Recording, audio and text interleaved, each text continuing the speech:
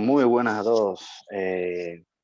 Aquí estamos una vez más en el Club de Diletantes y estamos contentos y también un poco eh, de bajón porque hemos llegado al final de este maravilloso viaje y como los buenos viajes que uno siempre quiere llegar a destino, pero una vez que llega, si el viaje ha sido maravilloso, pues empieza a sentir nostalgia, ¿no? Y empieza a lamentar un poco que el viaje haya terminado. Pero bueno, ha sido la verdad increíble y ya comentaremos, ya tendremos tiempo de comentar todo lo que nos ha parecido. Entonces, nada, este es el último encuentro sobre la lectura que habíamos emprendido del Ulises, de Jane Joyce.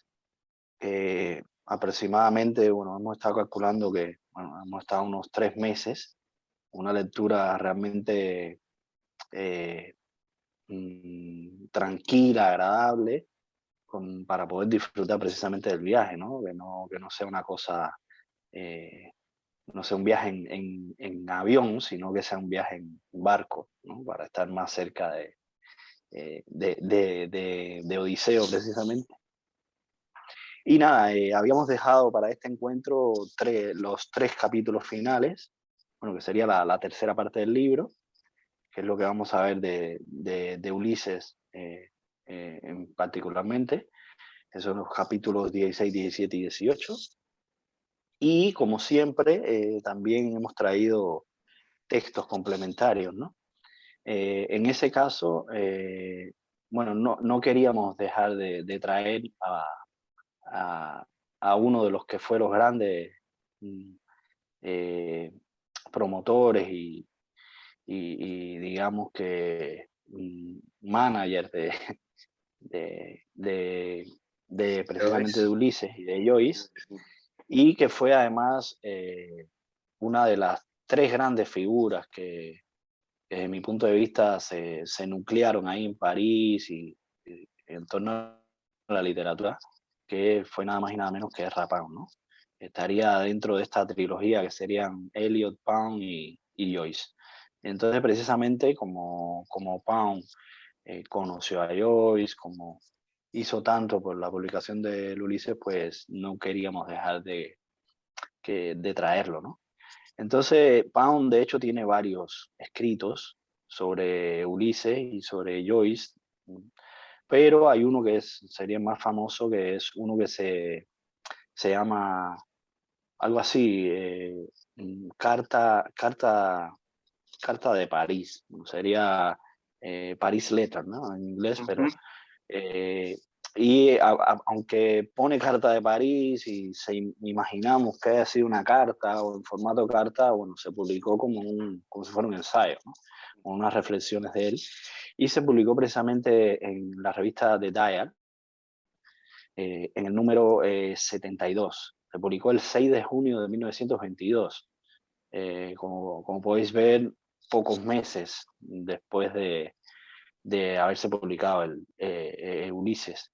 Y después, posteriormente, se reimprimiría en el año 1954 en un libro de Pound titulado Literary Essays.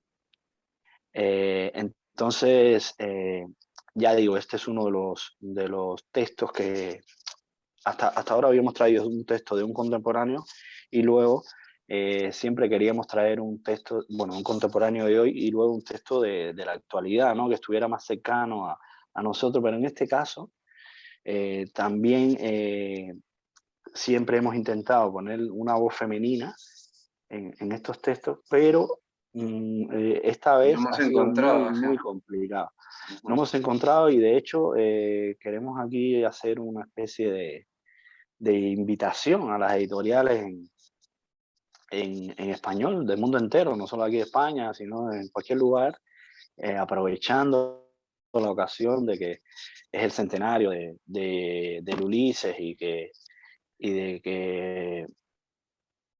que precisamente que es lo que vamos a ver hoy, el capítulo final, sobre todo ese monólogo, o el mal llamado para mí monólogo de Molly Bloom, que es un texto que da tanto para el tema precisamente femenino, para la visión de la mujer, esto que tiene tanta actualidad, pues nos llama mucho la atención de que haya muy poca crítica y muy pocas autoras que aborden este texto, ¿no? Entonces, de entrada ya invitamos a las editoriales en español que Sobre todo traducción, ¿no? Que creo que hay traducciones, sí. Sí, porque que era lo que quería comentar, hay un libro, se llama precisamente The Cambridge Companion to James Joyce. Es un libro bueno, lo hizo la Universidad de Cambridge en el año 2004 y es una recopilación de textos sobre Joyce y también, por supuesto, tienen algunos textos sobre el Ulises que la mayoría de los que escriben ahí son mujeres. Pero este texto, bueno, sería muy bueno que se tradujera este libro y que también se publicaran cosas nuevas de voces femeninas autorizadas, ¿no? Sobre el tema, porque ya decimos, hay un campo, hay un tesoro ahí por explotar que es una pena que no se haya explotado más, ¿no? Y entonces en este sentido no pudimos traer un texto de alguna mujer y bueno, al final nos hemos decidido por un capítulo de otro gran escritor y otro gran admirador de Joyce, que es nada más y nada menos que el ruso Vladimir Nabokov, que ya tuvimos el placer de leerlo aquí en el club. Y en este caso es un texto que está incluido en un curso, un libro que se llama Curso de Literatura Europea, que se publicó en el año 1980. Y este libro es una compilación de los cursos que Nabokov ofreció en las universidades de Cornell y Wellesley desde el año 1948 hasta 1959. Luego se hizo esta maravillosa recopilación y ahí, como bien indica el título, trabajan muchas obras de la literatura europea, sobre todo clásicos, ¿no? Dickens, trabaja muchos autores y, por supuesto, le dedica un espacio a Joyce. Entonces, lo que hace Nabokov es primero hace como una especie de introducción a la obra en general y luego va capítulo por capítulo analizando todo el Ulises, ¿no? Y todas las cosas técnicas de personaje que va viendo ahí, ya digo, es maravilloso toda la visión de Nabokov ahí. En nuestro caso particular solo vamos a hablar un poco de la introducción, pero desde ya invitamos también a nuestros seguidores que consulten este libro, porque ya no solo sobre el Ulises, sino sobre la literatura en general, es un libro maravilloso, la verdad. muy interesante, muy interesante. Entonces, bueno, eso es lo que tenemos para hoy. Y nada, esperemos que nos sigan acompañando en este viaje, que solo ha sido un alto, hemos acabado el Ulises, pero continuaremos seguramente por otros leyendo caminos. otras muchas más A cosas. ver a qué derrotero nos lleva. A ver a dónde vamos a parar. Entonces, bueno, no sé, Enrique, si te parece, podemos comenzar por el de Pound, si quieres. Sí, empezamos por el Pound. Bueno, sí, entonces empezamos con este texto de Pound, que como tú dices es inmediatamente se publicó la novela y ya aparece este texto, ¿no? Que es un texto muy cercano y que en cierta manera es un alegato en favor, ¿no? De la lectura del Ulises. Ya se veía que era un texto complicado, no solo por su contenido polémico, sino también por la forma, ¿no? En que estaba escrito. Lo hemos ido viendo en las sesiones anteriores, y aquí Pound hace ya desde el primer párrafo, ¿no? Un alegato en favor de que la gente, incluso que cualquier persona que tuviera un cierto interés, ¿no? Por la literatura tenía que pasar por el Ulises, ¿no? De hecho dice, ¿no? Todo el mundo debería unirse y celebrar Ulises, ¿no? Y aquellos que que prefieran no hacerlo podrían conformarse con ocupar un lugar muy inferior los estratos intelectuales, ¿no? O sea, ya hay el énfasis que le da a que este libro hay que leerlo sí o sí. Bueno, el tono de Pound es ya justamente por ello, ¿no? Es un tono que digamos, que tiene una estrategia en este texto bastante comparativa, ¿no? En el sentido de que para superponer, digamos, el Ulises a otras obras, se vale un poco de compararlo digamos, con obras anteriores, ¿no? Y de este ejercicio, que a veces puede ser un poco arbitrario, según quien lo haga, ¿no? Lo que a mí me parece más interesante, o lo que me ha parecido más interesante y que luego me ha resultado, me ha resonado en la lectura de los últimos capítulos justamente en los últimos capítulos, en la última parte del Ulises, es esa relación constante con la obra de Fluger, ¿no? Yo creo que para mí de este texto de Pound, esto es lo más interesante, ¿no? Cómo va generando ahí un diálogo entre la obra de Joyce y la obra de Flaubert, ¿no? También hace una relación más reducida con Proust, ¿no? Eh, incluso con Henry James, pero realmente es con Flaubert con quien eh, me dio, me dio más esa sensación, ¿no? Por el hecho del realismo, ¿no? Que tienen ambos, es decir, Flaubert como el gran maestro, ¿no? Realista, y por el eco temático también, ¿no? No sé si es porque he leído menos a Henry James, pero James es genial como un poco dentro de su universo, ¿no? Crea una especie de realidad que es una realidad muy, por decirlo así, encapsulada, ¿no? En cambio, la variedad, digamos, la diversidad de detalle y la amplitud digamos, del foco que tiene Flaubert tiene una relación para mí mayor con la obra de Ulises, ¿no? Por eso, porque analizan diversidad de tipos de personajes en distintos estratos sociales, hombres, mujeres, y se meten un poco en la contradicción digamos, del ser humano, ¿no? En una relación directa con la situación social, ¿no?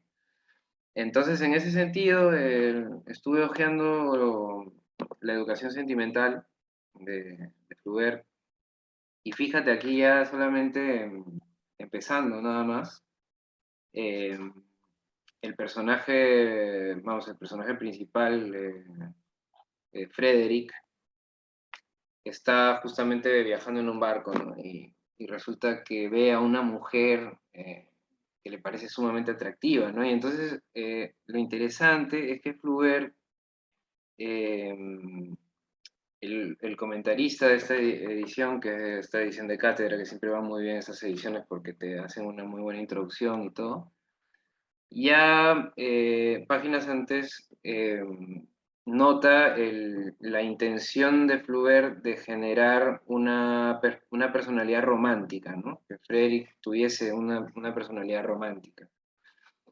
Y esto va emparentado con la mujer que ve, ¿no? O sea, él dice, una negra tocada con un pañuelo apareció llevando de la mano a una niña ya mayorcita, ¿no?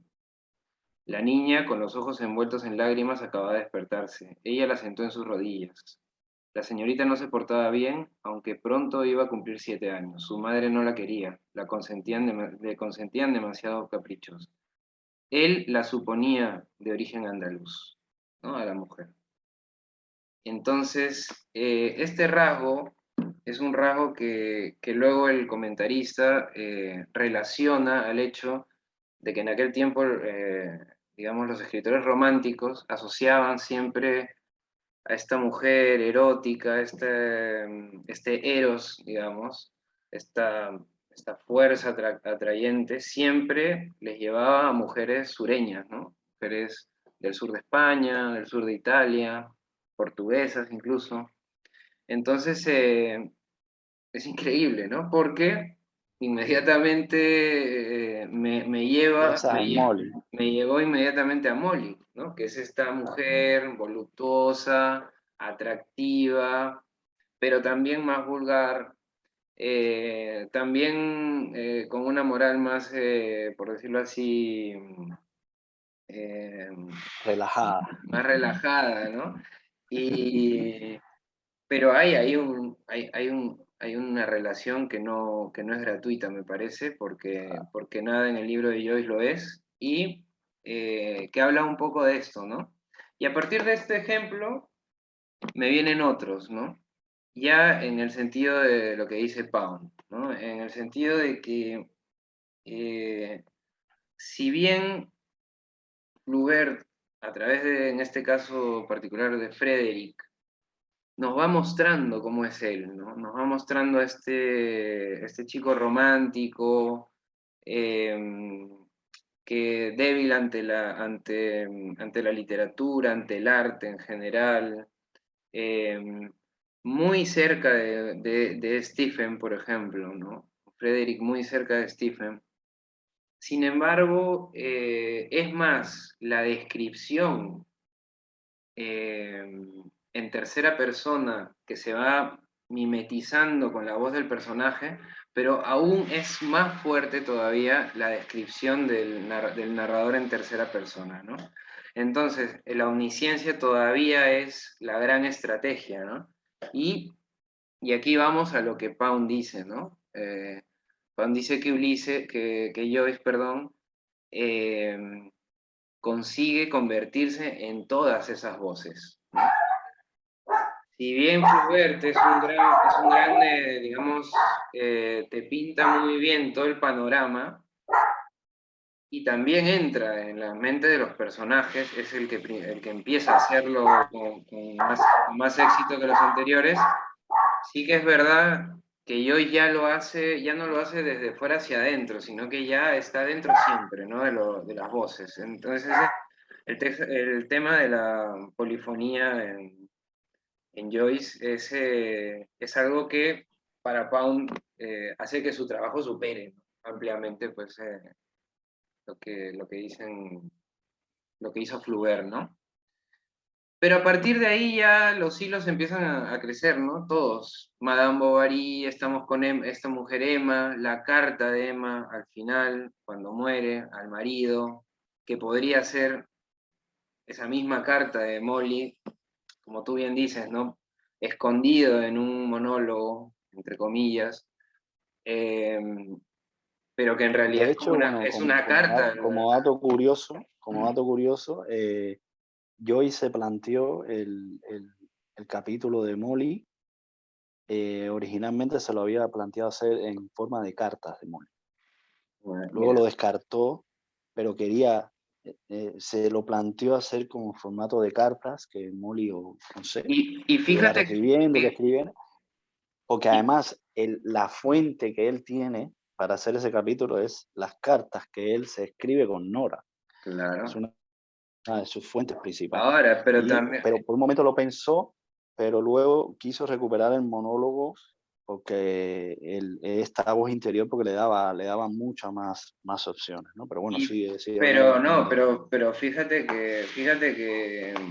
que la decisión, no sé si pasa por esto, pero sí que es una decisión, pero es una declaración de intenciones también, en el sentido de que si usaba la carta, aún se mantiene en un registro, digamos, fluberiano, por decirlo así, ¿no? Él había leído la obra de Flaubert y sabía muy bien que esa carta podía poder tener un eco con el de Emma Bovary, y sin embargo lo pasa a un monólogo interior, a un flujo de conciencia que realmente lo que hace es convertirse en una apuesta completamente oral, ¿no? Caóticamente oral, ¿no? Poética en ese sentido, ¿no? Entonces ahí también rompe, ¿no? Con una tradición que es justamente de lo que nos está hablando Pound, ¿no? Entonces, creo que ahí creo que para mí este es el punto, ¿no? Que más me ha quedado de este Sí, artículo, que como tú dices es un artículo raro, porque primero, claro, es un alegato un poco, luego dice cosas interesantes en este sentido, me quedo con ello, con el tema de cómo la oralidad no solo nos representa al personaje, sino que también hace que el personaje sea contradictorio, porque, por ejemplo, fíjate que hace una alusión a la voz del cura, ¿no? Del padre Comte, creo que conmigo, sí. sí, el padre al principio tiene una voz, es como muy tranquilo y todo, y luego ya lo presenta en otra escena en la que está, pero bueno, el hombre muchísimo más irascible, vulgar, cómo a través de la voz de los personajes genera también las transformaciones, ¿no? Eh, creo que ahí está un poco la Sí, clave de esta obra, ¿no? sí, no, a ver, el escrito, que de hecho, ya digo, está, probablemente haya sido una carta, Sí. y Pound lo haya escrito como una carta, pero una carta ensayística, pero bueno, ahí se ve el Pound, poeta por excelencia, en el sentido de que es como una concentración de ideas y de frases, ¿no? Él Ujú. es muy eh, mm, jugoso, ¿no? Es como en pocas frases se te está diciendo muchas cosas, ¿no? Pero bueno, esto ya es una cuestión relativa al estilo, pero en sentido general, este texto habla de esto que dices, que es muy interesante porque es cierto, sabemos que Joyce tenía a Flaubert como uno de sus eh, principales eh, autores, de los que prefería. Sabemos también que tenía, por ejemplo, a Ibsen, ¿no? En este caso estamos viendo que son autores que han trabajado el tema de la mujer, precisamente, ¿no? Ujú, sí, Y en el caso de Ibsen es esta mujer que intenta romper, ¿no? Con su encierro, con su vida, eh, eh, mm, sí, se con me la va ahora mismo rutina la palabra, bueno, familiar que estaba ahí no, y con la sociedad, ¿no? Con esta el- mujer que está oprimida, ¿no? sí, sí, Quizás la palabra oprimida no sea nada, pero bueno, está oprimida socialmente. Y en el caso de Flaubert tenemos a la mujer ya que se decide a ser adúltera, que está luchando contra el hecho de ser adúltera. Y luego tenemos una que, por supuesto, probablemente yo y se la haya leído también, pero tenemos a Ana Ana Karenina. Can, hostia, madre mía, cómo estoy, hoy estoy fatal, ¿eh? Estoy fatal. Y claro, estas son las novelas y las mujeres que hemos tenido hasta ahora en el siglo, en esta novela realista, en esta novela que Sí. venía, y vemos como Joyce toma el relevo, ¿no? Eh, de estas mujeres y de esta obra. Esto es uno de los temas principales que, como tú has dicho, que trata. Luego trata también el tema del realismo y de esas voces, ¿no? Que era lo que habías también hablado. Pero es curioso porque entre la literatura francesa que pone Pound aquí, la que habla, él habla, y me parece muy acertado eso, de Rabelais. En el Ujú, caso de Rabelais no es que tengamos una mujer adúltera, pero tenemos a esa gran obra que es Gargantúa y Pantagruel, que si mal no recuerdo, creo que Kundera lo consideraba como quizás el libro que iniciaba la novela, sí, eh, en el uno de los que, texto que sí, leímos aquí también. que claro, era como el iniciador de la novela europea, de algún modo. ¿Y por qué? Precisamente por la libertad que hay, ¿no? Más allá de que Gargantúa y Pantagruel vendría a ser como es un libro extraño, ¿no?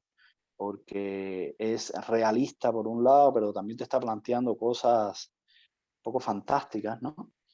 Pero precisamente es en Rabelais también donde Joyce está recogiendo el testigo para hablar de una manera mucho más cruda y directa, sin ningún tapujo, ¿no? Y sin ningún tipo de limitaciones, ¿no? Y por eso es tan grande esta obra, porque acaba siendo ese resumen de todas estas cosas que ya se venían trabajando, ¿no? Sí, sí. Y trabajando de una manera tan en los márgenes, ¿no? Porque por un lado había una literatura mucho más seria, más clásica, digamos, quizás para usar un término moderno, políticamente correcta, y ya entonces Joyce se posiciona donde no podía posicionarse en otro lugar que no fuera ese, que es precisamente en la marginalidad y en donde nadie se ha atrevido a, Mm, a llegar, ¿no? Porque Flaubert y Tolstoy habían llegado un poco, pero todavía tenemos esta mujer y esta manera de ver el adulterio desde un modo bastante complejo, ¿no? Con cierta reticencia y tal. En cambio, aquí ya se libera todo, ¿no? Ya no solo se libera esta cuestión, este cuestionamiento social del adulterio, sino que se libera el lenguaje, se libera la mente de las personas, se libera la literatura, se libera todo, ¿no? era todo. Entonces, esto es fantástico, ¿no? Y ya digo, ya venía en Rabelais teníamos también un, una importante fuente ahí, ¿no? Un origen fundamental. Y es curioso porque ya digo, estamos hablando de literatura francesa, ¿no? Pero volvemos a lo mismo, ¿no? No hay literaturas nacionales, ¿no? Y el No, Ulises claro. es eso, ¿no? El No, Ulises ahí es había la literatura, ¿no? una inquietud universal en esa época, se nota, ¿no? Sobre todo de que la voz depurada del narrador ya solo puede ser un instrumento, ¿no? Pero ya no es el medio. Digamos que ya no, ya realmente no es, si fuese el medio, entonces las novelas dejan de ser de alguna forma creíbles, ¿no? O digamos, eh, corpóreas, ¿no? No conseguimos tocar a esa realidad. ¿Por qué? Porque la realidad se ha demostrado que está hecha de voces imperfectas, de cosas mal dichas, de cosas no dichas, ¿no? Hay todo un universo dentro, no solo ya de la mente del personaje, que es algo que Joyce, digamos, explota, ¿no? En esta obra de una forma muy estética, sino también ya de la voz de la gente, ¿no? Y aquí él tiene pues me hace recordar un poco quizás al viaje al fin de la noche de Céline, ¿no? Que es también esa Francia digamos, de entreguerra, donde ya hay esa vulgaridad, todas esas cosas son las cosas que dotan de estética a la obra, ¿no? Y en ese orden es que ahí está Joyce haciendo esto, ¿no? Que lo que pasa es que, claro, como dice Pound, lo que hace Joyce es ya sacar todo, pues, ¿no? O sea, no, ya no es solo esto, que es el tema del realismo, sino que además de eso lo que hace es poner una diversidad de estilos y de técnicas literarias como no lo había, creo, hecho nadie, ¿no? Pound creo que lo deja claro, ¿no? Es que esto que ha hecho él no lo ha hecho nadie, por eso lo emparenta, ¿cómo se llama esto? Con el hecho de que es una obra irrepetible, ¿no? Que no se puede imitar, ¿no? En ese sentido. Claro.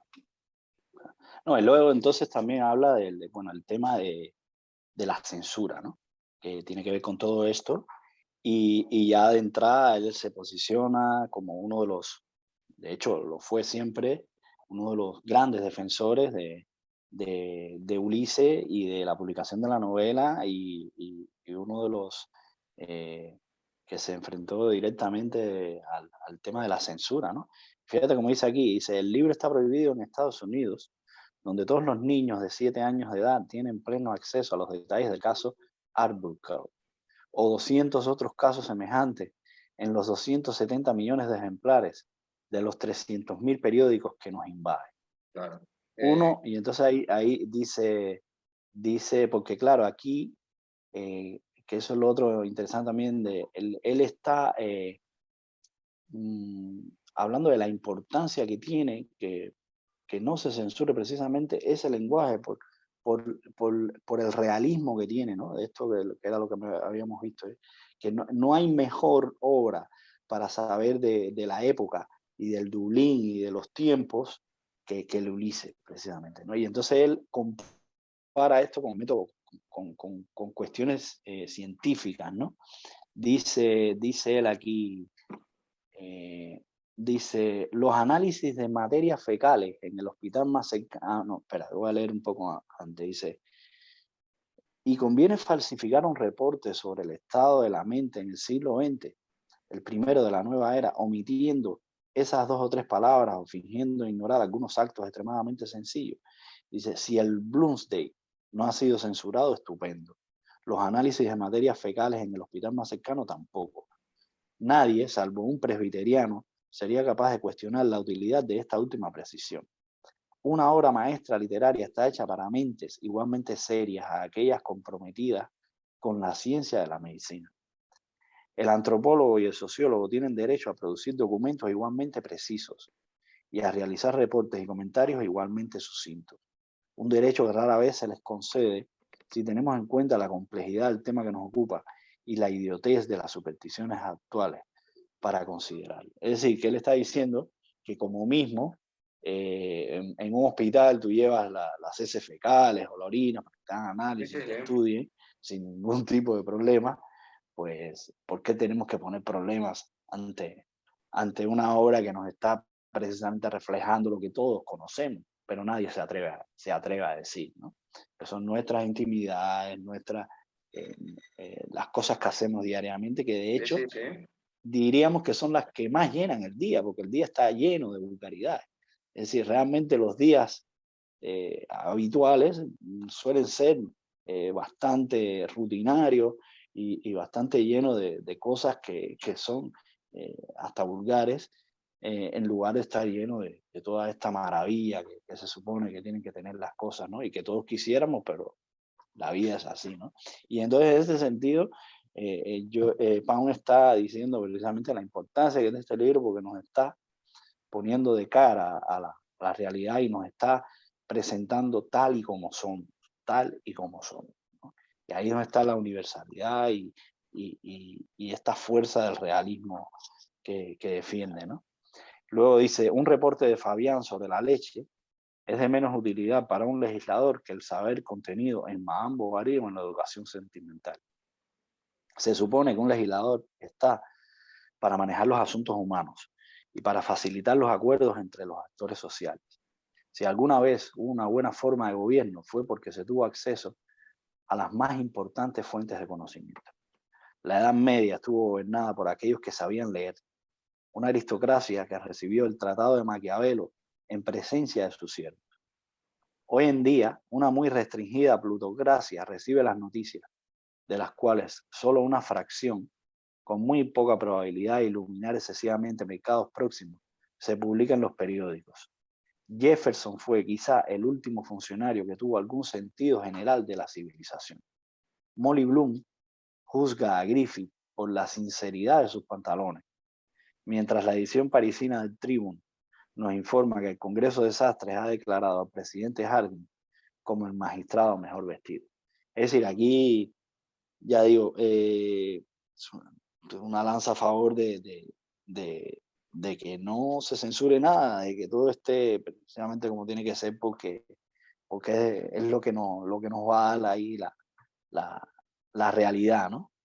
Y entonces, bueno, más o menos esto es de lo que trata No, y es algo el muy, texto. fíjate que lo que dice Pan es algo muy actual, ¿no? En el sentido de que Claro, la censura al final, si no censuras nada, la sociedad misma generará sus propias censuras, ¿no? Claro, en esa época no se pensaba así, ¿no? pero ahora ya está demostrado, o sea, que tú puedes darle a la sociedad toda la información que quieras de todo, que la sociedad misma rechazará unas cosas y otras las aceptará, según cuál sea su necesidad en ese momento, ¿no? Entonces, Exacto.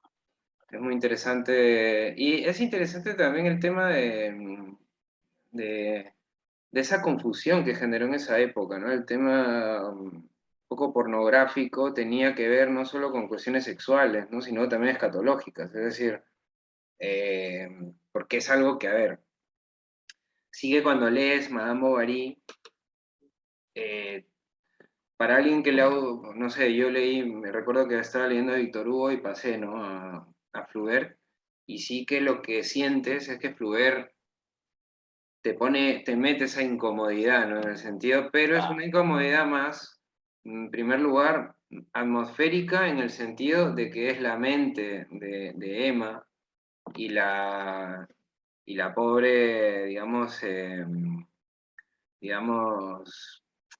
la, la compasión que sientes por Messier Bovary, ¿no? Porque es un hombre pues un poco mayor, bueno, pero claro que no le ves ahí, que bueno, ahí también hay otro eco, ¿ah? Con Leopold Bloom, pero el tema es que, y bueno, y luego el amante es un eco tremendo con Boylan porque es el típico claro. hombre, ¿no? Salvaje, vulgarón, ¿no? Atractivo, con plata. Bueno, pero para no irnos a ese tema, que ya habrá momento, pero fíjate que en todas esas incomodidades lo generan con un erotismo, con una cuestión también con silencios, y en cambio No, En Joyce con está cierta con, distancia, claro, con cierta y con Joyce distancia y está con muy cuidado, ¿no? claro, pero en Pero cambio ya con con Joyce Joey está nos mete. relacionado todo, está relacionado el que luego lo va a comentar también desde otro punto de vista Nabokov, ¿no? Que es esta relación, como dice Nabokov, entre el sexo y el retrete, ¿no? Esta cosa entre implícita y explícita del sexo, pero que tiene siempre relación con el baño, con los mocos, con los vómitos, con la masturbación, con todos estos temas, ¿no? Entonces, eh, sí, ahí él hace un salto que también tiene que ver con esto de cultura francesa y la cultura más anglosajona, irlandesa, que por lo visto Sí, se más mete más ahí. puritanos, son, claro, un poco más con esta, también toda la influencia de la religión, ¿no? En todo Sí, la mentalidad y también estamos en una época de tránsito, ¿no? Otra vez, ¿no? Todo el tema también con cómo se ve, la manera de ver el adulterio, la manera de valorar ciertas cosas que antes se veían de un modo y ya incluso, eso lo veremos después en el Ulises, sí. se toma hasta como algo que no tiene mucha importancia. Entonces, sí, sí, es interesantísimo. Y ya digo, bueno, hay que leer el texto porque la verdad que bueno, dice muchas cosas que, que hablan también de la lucidez de Pau, ¿no? Esto ya también nosotros lo hemos mencionado, ¿no? Eh, ah, bueno, conocía la obra como casi que tan bien como Joyce y lo que dice ahí, bueno, en contraste, por ejemplo, con otros críticos que hemos visto de la época, como la misma Virginia Woolf o como el propio Bernard Shaw, ¿no? Que de hecho Pound le mete la pullita aquí a Shaw y claro, tú dices, es que está mucho más cerca de la realidad Pound que estos otros, ¿no? Que se están dejando quizás llevar por otros conceptos literarios, Es pero que que fíjate que, por ejemplo, el caso de Shaw, cuando le dice a Silvia Beach que no va a pagar por esa obra, él reconoce el realismo, digamos, claro, de Joyce, pero claro, considera que una obra literaria no tiene que contener esas exacto, cosas. Ese es el Exacto, punto, exacto. ¿no? O sea, Esa es la cosa. el tema es que esta obra de alguna manera pone en entredicho qué cosa era en ese momento para las voces autorizadas, qué cosa era un texto literario y qué podía estar Claro, dentro o no.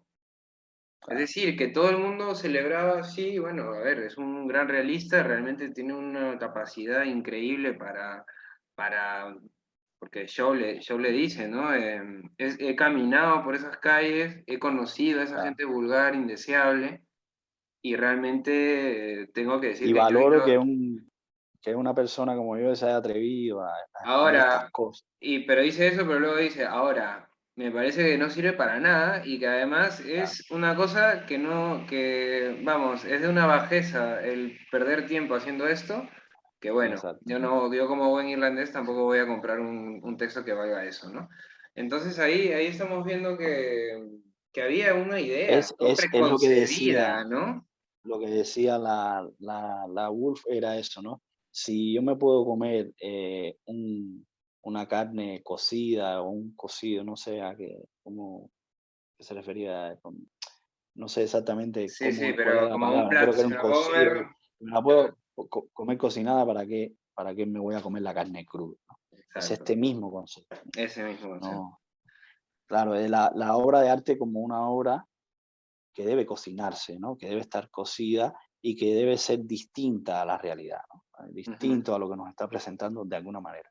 Pero es que lo grande de esto es que es la realidad y es distinta a la realidad, ¿no? Ahí Claro, donde está la grandeza. sí, sí. Ahora que dices Entonces, esto, Henry James también decía, ¿no? Que la literatura era como la cocina, ¿no? En el sentido de que cuando estás cocinando hay que estar atento a la receta, ¿no? A todo. Entonces, como que, claro, quizás si yo hiciera esa frase, diría más, eh, sí, la literatura es como cocinar, pero cocinar implica no solo la receta, y no, hay que cortar, hay que cortarse, hay que a lo mejor bueno, ir al baño, se te puede quemar las cosas, y luego lees una escena como una de las primeras, que es justamente casi una respuesta a Henry James, que es Leopold Bloom haciéndose los riñones y quemando la sartén, ¿no? Entonces, claro, porque ese es no, así como realmente se y cocina, aquí, ¿no? No es todo tan perfecto. para que veamos también cuán grande es esta obra, ¿no? Que actualmente que tenemos, ¿no? Actualmente hasta las propias cocinas ya incluso se valora más el producto original que que todo el Que toda la artificio que clave. se pueda, ¿no? O si vamos, yo qué sé, vamos con el sushi japonés, ¿no? Pescado crudo, los carpachos, las verduras, ya sin cocinar, la comida natural, ¿no? Entonces, Sí, claro, ahí, también es eso que antes eran, en el mismo texto de Pound, aunque estoy de acuerdo con él y todo, hay ese tono de todavía de buscar algo autorizado, ¿no? Es decir, si quieres ser un intelectual tienes que leer a Joyce. Si puedo comer la comida cocida, ¿por qué la voy a comer cruda? Todas esas cosas hoy en día ya no tienen cabida, porque en el momento en el que estamos ya nada es autorizado. Es decir, es autorizado en tanto es útil, pero no es autorizado porque lo diga alguien, ¿entiendes? Entonces, claro, claro, yo te puedo decir, hay que leer a Joyce porque si no lees a Joyce, y tú me dirás, "Ah, pero es lo que tú crees. O sea, está bien, tú piensas eso, yo no pienso igual. No hay ese nivel de confrontación a nivel de lo autorizado, ¿no? Y Joyce genera un realismo que hoy en día también funciona por eso, ¿no? Porque tienes en todas las direcciones, ¿no? En ese sentido está muy bien. entonces, bueno, pasamos al texto de Nabokov, a ver qué, bueno, qué te ha parecido y ahí Sí, comentamos. bueno, Nabokov, como ya lo sabemos porque lo hemos leído también aquí en el club, es no solo un gran escritor, sino un personaje bastante desenfadado, ¿no? Siempre eh, con un punto de vista muy original respecto de todas las cosas, ¿no? Tanto si estás de acuerdo o no con él, o él está de acuerdo o no con la mayoría, la forma en que él expone las cosas son siempre, se agradece porque son muy particulares, ¿no? Y en ese sentido, este texto, primero a mí me ha parecido impresionante la forma como sintetiza, ¿no? Una serie, una obra tan grande.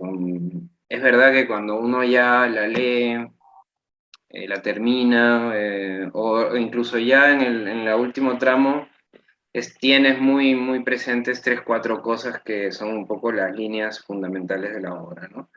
Pero la forma en que Nabokov la sintetiza, ¿no? La organiza para luego hacer este comentario.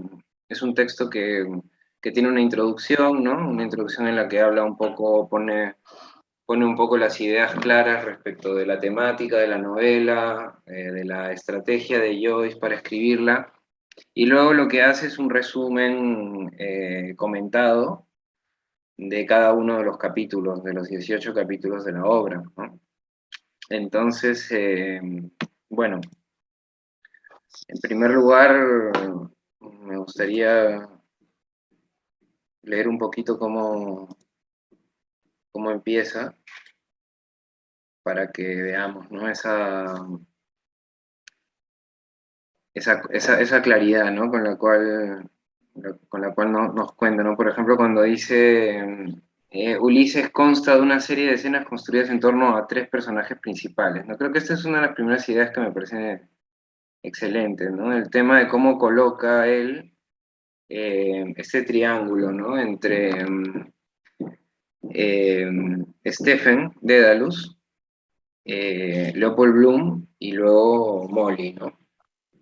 En el sentido de que yo no había notado, o sea, las personalidades sí, pero no el viaje de las personalidades en la obra, ¿no? Creo que esa es una de las primeras cosas que Nabokov nota y que realmente sí, sí que es verdad, ¿no? O sea, empezamos con esta primera parte en la que el protagonista es Stephen Dedalus, toda esta primera parte en la que salen de la torre, ¿no? Él hace este paseo, se va a dar las clases, eh, esta especie de extravío de Stephen, pero en ese extravío nos damos cuenta de que Stephen es una persona intelectual, que está un poco amargado, eh, pero que tiene, ¿no? Ese como un don poético, ¿no? Todo lo que dice, incluso Nabokov dice, es incluso exagerado, ¿no? O sea, a nivel de que para Nabokov, esa personalidad de Stephen, esa capacidad que tiene de siempre hablar bien, de siempre decir cosas con sentido, ya le parece a Nabokov un poco irreal, ¿no? O un poco exagerado, enfatizado, por decirlo así.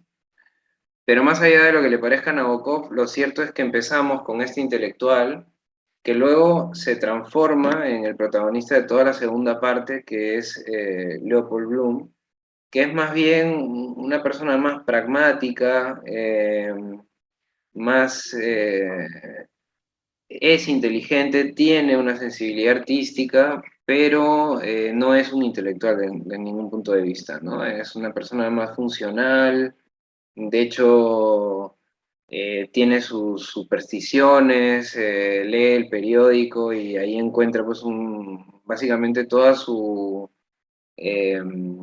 cosmovisión está un poco armada de una bibliografía más bien un poco incluso vulgar, podría considerarlo una persona como Stephen, ¿no? Y luego pasamos a otro personaje que es ya, podríamos decir, las antípodas de Stephen, que es Molly, que es una mujer voluptuosa y todo lo que tú quieras, pero es una mujer vulgar, una mujer inmoral para la moral de esa época.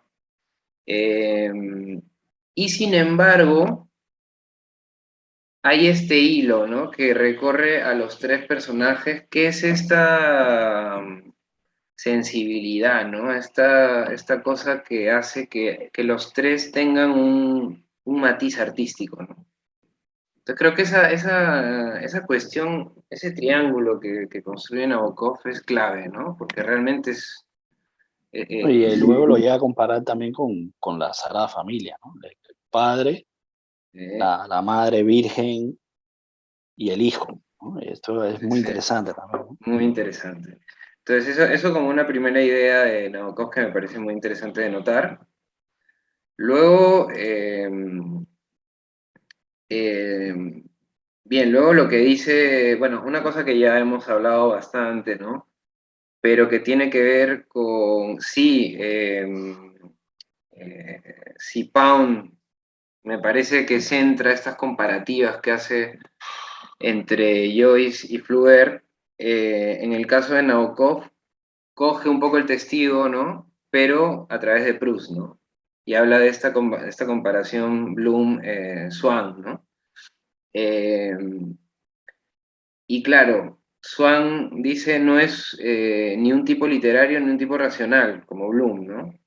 Aunque resulte ser hijo de un agente de bolsa judío, ¿no? Que ahí también hay esta cuestión del exiliado, de la oveja negra, como dice aquí, ¿no? De la persona que El es outsider. que es y no es, ¿no? Porque claro, ya has nacido allí, pero vienes de una tradición, ese punto, ¿no?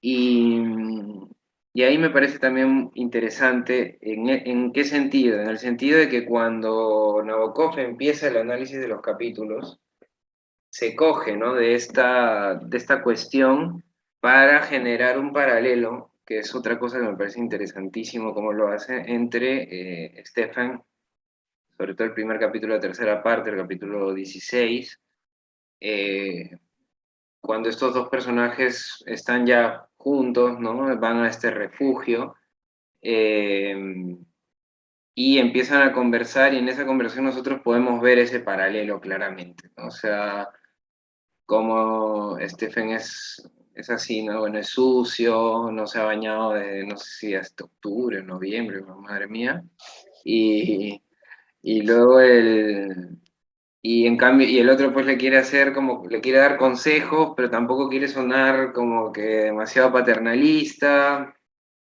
Y hay todo este juego que nos hace ver que ambos son personajes que son distintos en unos puntos, pero son semejantes en otros. Y uno de los puntos semejantes es esta marginalidad, ¿no? Esta inubicación. O sea, no hay ubicación para ellos en el mundo en el que están, ¿no? Están desubicados, ¿no?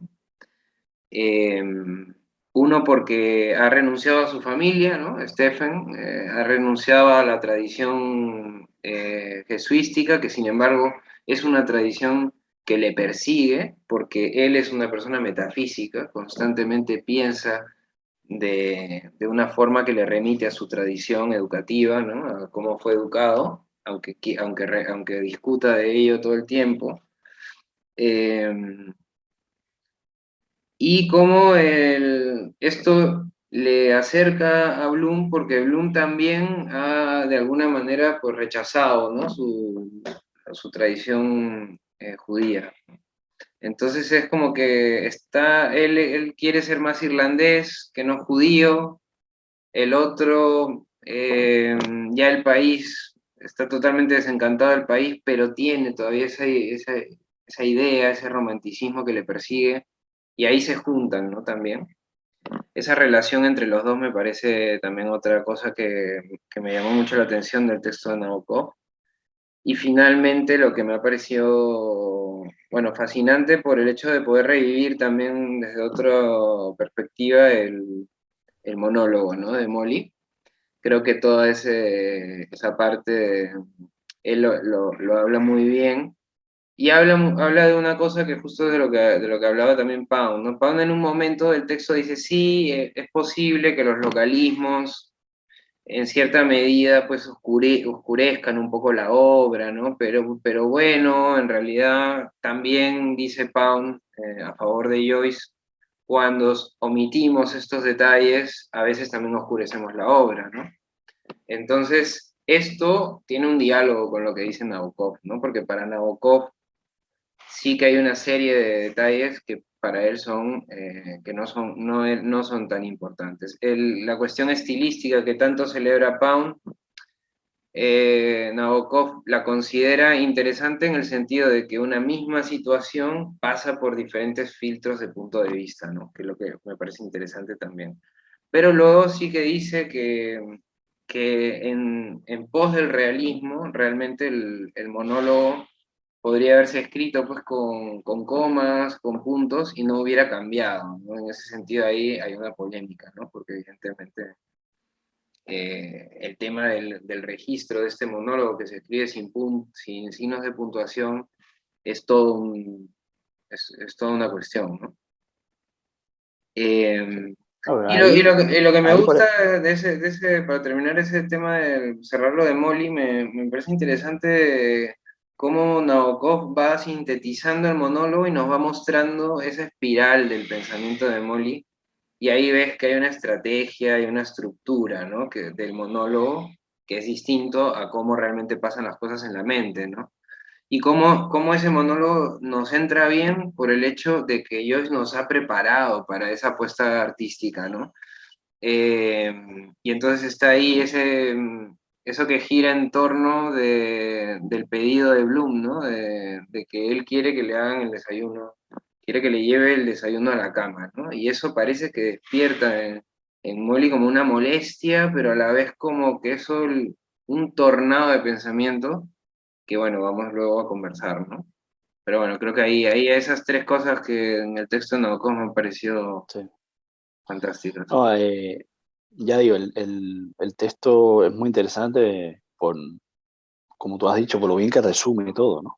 Mm. Y lo bien que te lo va detallando, ¿no? Como una auténtica conferencia para estudiantes de literatura de la universidad, ¿no? Sin embargo, yo quiero, bueno, lo otro es, precisamente Nabokov llama a la parte de Molly soliloquio. Y creo que es precisamente la palabra que mejor le podría venir a este Mm. texto, Sí. porque claro, la diferencia entre un monólogo, que son términos además que vienen un poco del teatro, el monólogo sí es una persona que habla sola, pero es una persona que tiene un interlocutor directo, ¿no? Se está dirigiendo a alguien, aunque sea ella la única que habla. En cambio, el soliloquio es la representación de los pensamientos y de la voz interior de una persona. Mm. Entonces, en ese sentido, creo que es un acierto que Nabokov llame al soliloquio, al monólogo soliloquio. Sí. Y luego hay una cosa que me llamó mucho la atención, sobre todo viniendo de quien viene, que es Nabokov, que es un hombre eminentemente literario, ¿no? Sabemos que Nabokov es un provocador, es un hombre que casi todas sus obras siempre está llegando al límite de las cosas que son polémicas, que son que te lo cuestionas a bien, a mal, juega con eso. Sin embargo, la grandeza para mí de Nabokov es que no hace, lo que prevalece en su obra es la literatura. Es decir, él utiliza estos temas para hacer literatura, no para hacer un panfleto, para hacer un discurso moral o para hacer un, eh, yo que sé, un tratado sobre las costumbres humanas. No, no, él está haciendo literatura. Y por eso me llama mucho la atención ciertas cosas que no es que las llegue a criticar, pero no le parecen de todo acertadas que dice sobre el Ulises, ¿no? Y una es precisamente esto, del, lo que decía de las comas y los puntos. Es decir, tenemos que tener en cuenta que eh, la literatura tiene también sus límites, ¿no? Como instrumento de expresión. Y entonces, en ese sentido, claro que es imposible. Porque él habla, por ejemplo, de que la Con gente, no sé si es imágenes, él, exacto, que uno no solo son piensa palabras e en imágenes. palabras, sino que piensa en imágenes. Pero claro, en este sentido, a pesar de que en el Ulises también hay imágenes, ¿no? Que tenemos reproducciones de trozos de partituras, por ejemplo, esto ya luego se empezaría a hacer en la literatura posmoderna, que la gente empezaría a meter imágenes en los libros y cosas para llegar a un nivel que la palabra no te permite. Pero en este sentido, claro, Joyce yo creo que no puede hacer más, ¿no? Y por otro lado, tiene que tener en cuenta también que por muy fiel que quieras hacer a una realidad o a un tipo de pensamiento o de algo, tienes que tener cuenta de que, bueno, tienes que intentar ser comprensible, ¿no? En este sentido. Entonces, claro, ahí es donde viene la parte literaria, ¿no? Que es a lo que es a donde me quiero referir, ¿no? Sabemos que Joy está haciendo todo lo posible por ser lo más fiel a una mujer pensando, pero está haciendo literatura. Está haciendo literatura y además está tratando de luchar con el instrumento, con la literatura como instrumento.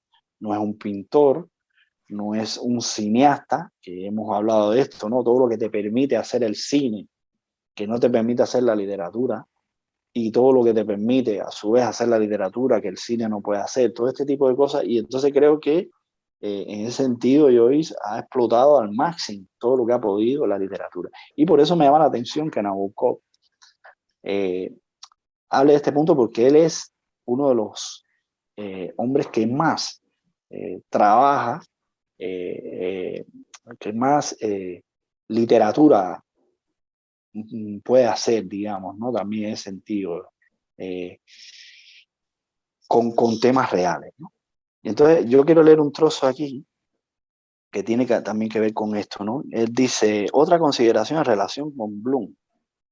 Cuantos han escrito sobre Ulises son o bien hombres muy puros o muy depravados. Tienden a considerar a Bloom como persona corriente. Al parecer, Joyce mismo pretendió retratar a una persona corriente. Está claro, sin embargo, que en su aspecto sexual, Bloom, si no está en el límite mismo de la demencia, es al menos un buen ejemplo clínico de un alto grado de obsesión y perversidad sexuales, con toda clase de complicaciones extrañas. Su caso es, por supuesto, rigurosamente heterosexual, no homosexual como lo son la mayoría de las damas y caballeros de Proust, pero dentro de los amplios límites del amor por el sexo opuesto, Bloom se entrega a actos y sueños que son decididamente subnormales en el sentido zoológico y evolutivo. No os fastidiaré con la enumeración de sus extraños deseos, pero debo decir una cosa, en la mente de Bloom y en el libro de Joyce el tema del sexo se entremezcla continuamente con el del retrete. Bien sabe Dios que yo no pongo objeción de ningún género a la llamada franqueza en las novelas. Al contrario, a mi juicio hay muy poca, y la que hay se ha vuelto a su vez convencional y trillada en manos de los escritores llamados fuertes, que son los preferidos de los clubes de lectores y los mimados de los círculos de mujeres. Pero sí tengo que hacer una objeción. Bloom es considerado un ciudadano normal y corriente. Ahora bien, no es cierto que la imaginación del ciudadano normal se esté recreando constantemente en detalles fisiológicos. Me opongo a lo constante, no a lo repugnante. Todo este material especial y patológico parece artificioso e innecesario en su contexto particular. Advierto a los remilgados que tengan presente la especial preocupación de Joy por mantener un completo distanciamiento. Entonces aquí, sobre todo, me quería centrar en este fragmento, porque ya te digo, me llama mucho la atención que un tipo como Nabokov precisamente hable de esto, porque esto que él está, esta objeción, como él le llama, que le está poniendo al personaje de Bloom, es precisamente lo que hace de literatura el Ulises, ¿no? Porque tenemos que tener en cuenta, y eso ya lo hemos hablado en otros encuentros, que Joyce quiere ser lo más fiel posible, lo más real posible, pero está haciendo un libro, está haciendo una literatura. Sí. En todo ese sentido, claro que puede parecer exagerado, pero es que eso es igual que nos puede parecer exagerado cuando lo veamos después el soliloquio de Molly, ¿no? Pero claro, es que ahí es donde está ese punto que nos pedían Shaw, que nos pedía la Virginia Woolf, ¿no? ahí es donde yo veo que está precisamente la grandeza del libro, ¿no? Porque no, porque ya va más allá de una simple representación de un ciudadano común, como lo llaman. Nos están, nos están haciendo literatura aquí. Y entonces por eso me llamó la atención que Nabokov se quedara en el análisis meramente de la verosimilitud, de la supuesta verosimilitud del personaje o de los personajes, que además es cuestionable, porque bien que puede, a mí no me parece un personaje inverosímil, ni siquiera eso que dice él ahí, el límite mismo de la demencia. No creo que Bloom sea un demente o un pervertido sexual, ni siquiera consideraría que es un pervertido sexual. Eso sí, un fetichista, y además tenemos que justificarlo en la situación en que está Bloom, que Claro. lleva años sin poder estar con su mujer. ¿Qué quieres, tío? Bastante bien está el tío, bastante bien está. Entonces, en ese sentido creo que es un poco injusto, ¿no? Con Joyce y bueno, con Bloom y con Joyce, ¿no? Por supuesto. Entonces, pero ya digo, me llamó la atención Yo creo que, porque sí habla. yo creo que sí, yo pienso que, a ver, sobre todo para que las cosas sean realistas, tiene que haber progresión, ¿no? Y en el texto de Joyce, si hay algo, es progresión. De hecho, hay una enorme progresión, casi infinita progresión, porque la obra es larguísima, ¿no? Pero yo creo que este texto primero habría que pensar a quién se lo está, a quién va dirigido el mensaje de Nabokov. ¿Va dirigido a Joyce, que estaba ya más muerto que nadie? No, yo creo que está justamente, y además para estudiantes de literatura, yo creo que va justamente yendo en la dirección de toda esta gente que estaba repitiendo, imitando y celebrando exageradamente unos registros que son registros de Joyce. Volvemos otra vez a lo que decía Pound, la obra de Joyce es irrepetible, ¿no? Es decir, no se puede imitar, porque no se puede volver a hacer lo que ha hecho él, porque para hacerlo hay que ser Joyce. No porque Joyce sea un genio, sino porque ha salido de las emociones de Joyce, de las, vamos, de las mismas, eh, ¿cómo se dice esto? Es como Experiencia, ¿no? los mismos vicios que tenía Claro, Joyce, esas mismas fijaciones, ¿no? Esas mismas cosas son las que han quedado reflejadas en su obra, ¿no? Por eso ahora está viva, porque detrás hay alguien que estaba vivo escribiéndola, ¿no?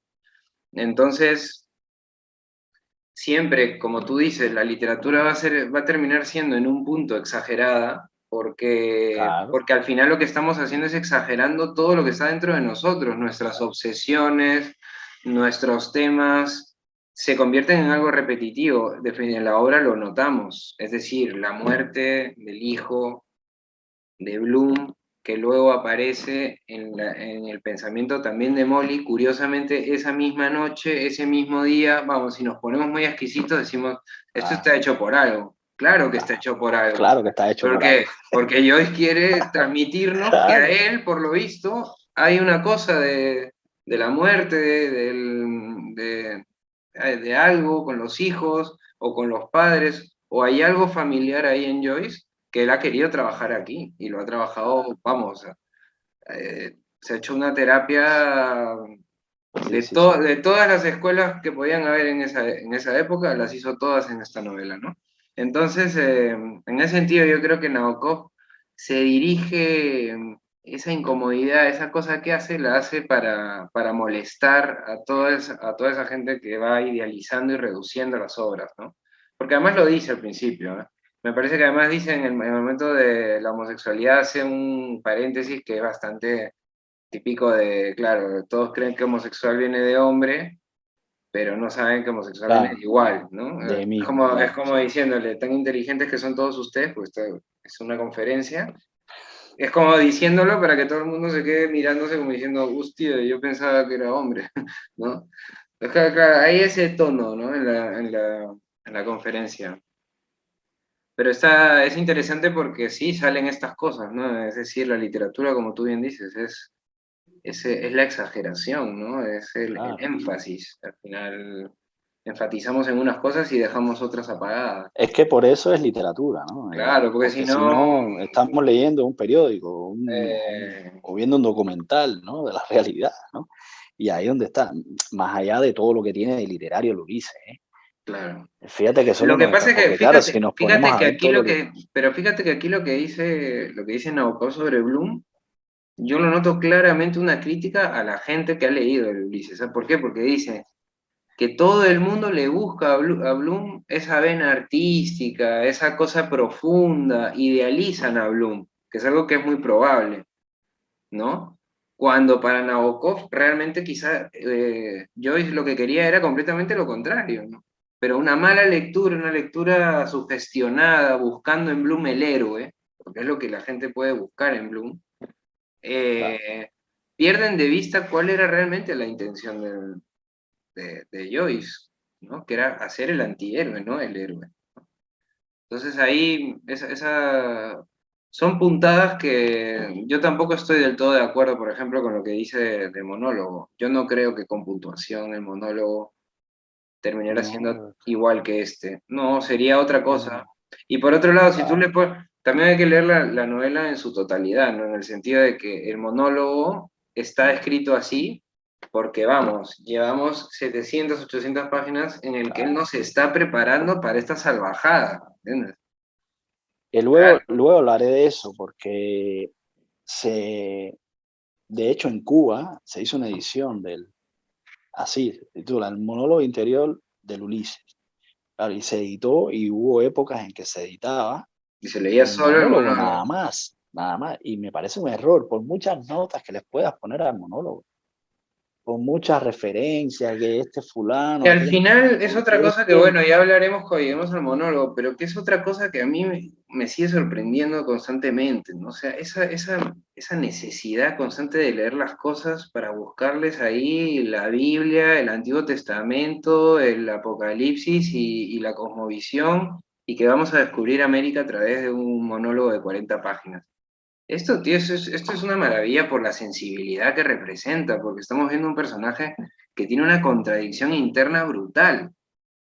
Pero más allá de eso, todos los demás datos, ahí sí estoy de acuerdo, un poco, no solo con Pound, sino también con Nabokov, en el sentido de que yo no digo que esté mal que Joyce haya utilizado lo que haya usado y si hubiera usado 20.000 más, que los use. Al final es su obra, la está escribiendo él, que haga lo que quiera, ¿no? Me da risa esa gente que dice, oye, no, debería haber cortado todo esto. Anda, pues córtalo tú, escribe tú una ah, novela y la cortas y haces tú lo que te da la gana. Pero Joyce, tío, estaba en su casa 7 años escribiendo su novela, que la escriba como quiera. Total, el pero tema además es, estaba disfrutando de eso, ¿no? Porque pero, ahí no está lo y maravilloso, tío. claro, La libertad, y lo que la estamos libertad disfrutando para hacer nosotros, cosas, ¿no? claro, con eso. Claro, Ahora, sí hay momentos que hay detalles que te interesan más y detalles que te interesan menos. Por ejemplo, todos los detalles de Shakespeare a mí me interesan un montón. ¿Por qué? Porque me encanta el tema de de la familia, del padre, y porque me gusta Shakespeare y porque me gusta la literatura. Pero a otros les interesará la Irlanda, ponte. Pues esto es una claro. maravilla también en ese sentido. Y si te vas al tema de la música, es también otra cosa. Y entonces tiene Y a muchas otros como cosas. el cura, aquel amigo de Silvia, pues le interesa la cosita, ¿no? Claro, y le gusta, se pone Lo ahí, picajoso. se va al Ah, baño y se lee el monólogo pues una y dos, tres y cuatro exacto. veces, ¿no? Pero entonces, pero ahí estamos, pues que realmente es una obra que tiene para todos, ¿no? A nivel de detalles, pero que a nivel de fondo, si la quieres vivir, está ahí, son cosas Ah, sencillas, no son cosas tan... no, no. y eso es lo increíble, porque eso es lo que te hace sentir, hostia, y a mí me pasa esto a veces, ¿sabes? O sea, como, eso es lo bonito, ¿no? De la obra, lo interesante, vamos. Así que, Me gustaría leer también sí, sí, otro fragmento que me parece que está muy interesante también, que es cómo resume él, Nabokov, el libro. Dice, ¿cuál es entonces el tema principal del libro? Muy sencillo. Dice, primero, el pasado irremediable. El hijito de Bloom ha muerto hace tiempo, pero su imagen perdura en su sangre y en su cerebro. Segundo, el presente es ridículo y trágico. Bloom todavía ama a Molly, su mujer, pero deja que el destino siga su curso. Sabe que por la tarde, a las 4:30 de ese día de junio, Boylan, elegante empresario y apoderado de Molly, irá a visitarla. Y no hace nada por impedirlo. Procura mantenerse escrupulosamente al margen de la marcha del destino, pero a lo largo del día está a punto de tropezarse con Boylan una y otra vez. Y tercero, el futuro patético. Bloom se tropieza también constantemente con otro joven, Stephen Dedalus. Bloom se da cuenta poco a poco de que esto puede ser una pequeña deferencia al destino. Si su mujer debe tener amantes, entonces el sensible y artístico Stephen es preferible al vulgar Boylan. De hecho, Stephen podría darle lecciones a Molly, podría ayudarla en su pronunciación italiana para su profesión de cantante. En fin, podría ejercer una influencia refinada, piensa Bloom con cierto patetismo. Este es, pues, el tema principal, Bloom y el destino. Sí. Y aquí vamos, ¿no? Aquí volvemos a lo mismo que hemos hablado siempre del héroe y el antihéroe. Porque el héroe clásico es este héroe que no puede evadir el destino, pero que se enfrenta a él, va hacia él, quiere averiguarlo, quiere tratar incluso de cambiarlo, ¿no? De hecho, Odiseo. ¿Por qué es castigado Odiseo? Porque desafía a los dioses, desafía al destino de alguna manera. Y en cambio, ¿qué hace Bloom? Bloom no. ¿Por qué Bloom es el antihéroe? ¿Por qué Bloom es una parodia? ¿Por qué Bloom es un patético es un bufón, ¿no? Porque precisamente él no quiere o él no hace todo lo que podría hacer un héroe para intentar cambiar ese destino. Y entonces creo que esto es clave ahí y creo que eso también es otra de las grandes Y ahí también claves de la pero novela. ahí hay algo también de Edipo, ¿no? En el sentido de... Claro. Hay algo en el Sí, sentido de que sí, niega el destino, no lo acepta, ¿no? Pero con ese monólogo al final te das cuenta de que el destino es implacable, ¿no? O sea, incluso el suyo, ¿no? O sea, al No, final ahí llegaremos, claro. y sí, no, está muy bien, Me, toda la... me gusta mucho este texto de Nabokov y en sí yo creo que el libro me lo voy a leer, pero pues, ¿sabes por qué? Porque es que claro, con Nabokov pasa como pasa, por ejemplo, con Harold Bloom o con este tipo de lectores. Incluso con con Pila, pena, también que sí, lo vimos. con Bolaño, que lamentablemente se murió muy joven, pero hubiera sido también un gran provocador, porque tiene un libro, entre paréntesis, que tiene unos artículos que es justamente esto, ¿no? O sea, no es el autor con el cual vas a estar de acuerdo, Claro, pero te deja exacto, picando tres ideas claro, que te ayudan, ¿no? A repensar la obra y eso es claro, algo, mira, puedes estar equivocado, pero si eres original en tu lectura, entonces haces que el exacto. que te lea luego vuelva a leer lo otro y sale cosas diferentes, ¿no?